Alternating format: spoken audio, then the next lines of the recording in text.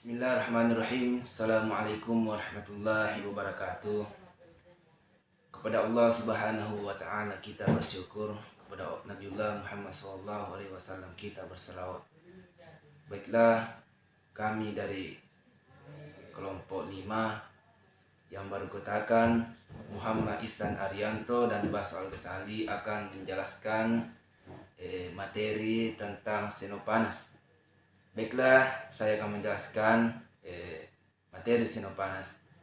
Adapun riwayat hidup Sinopanas, yaitu Sinopanas berasal dari Kolopon, Ionia di Asia Kecil.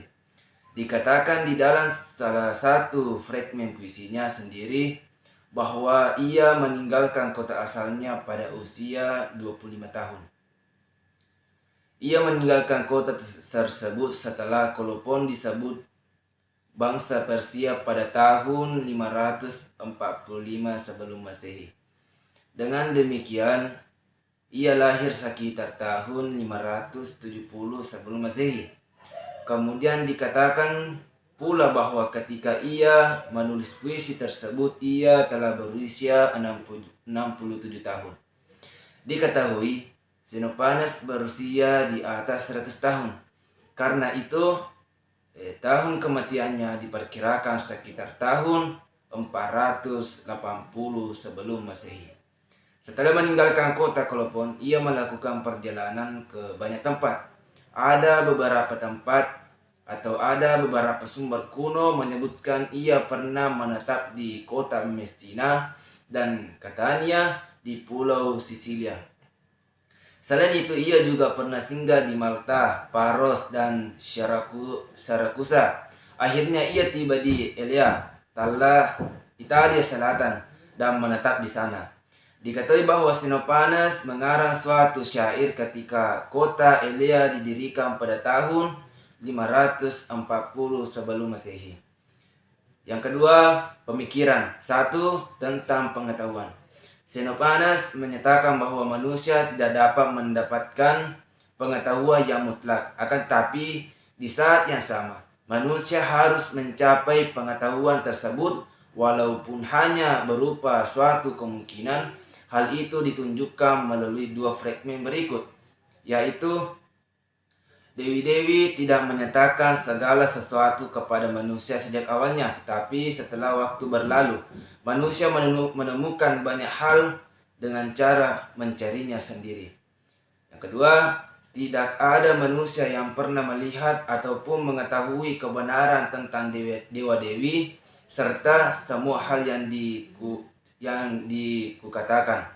Karena jika ada orang yang berkata mengetahui semuanya, maka sebenarnya ia tidaklah tahu, melainkan hanya mempercayai tentang segala sesuatu. Yang kedua, tentang satu yang meliputi semua. Sinopanas menentang cara pandang orang Yunani pada waktu itu terhadap dewa-dewi, memberikan kritik terutama kepada Herodotos dan Hesiodos yang memberikan pengaruh besar terhadap masyarakat Yunani. Menurut kedua penyair itu, dewa-dewi melakukan berbagai perbuatan yang memalukan seperti pencurian, zina, dan penipuan satu sama lain. Sinopanas membantah antropomorfisme dewa-dewi. Maksudnya penggambaran dewa-dewi dalam rupa manusia. Menurut Sinopanas, manusia selalu menaruh sifat-sifat manusia kepada dewa-dewi sesuai kehendak mereka. Misalnya saja, dewa-dewi dilahirkan sebab manusia juga dilahirkan, dan bahwa dewa-dewi memakai pakaian, suara, dan rupa seperti manusia. Sinopanas memberikan argumentasi sesuai bukti yang ia temukan. Yang ketiga, alam semesta. Sinopanas berpendapat bahwa matahari berjalan terus dengan gerak lurus, dan setiap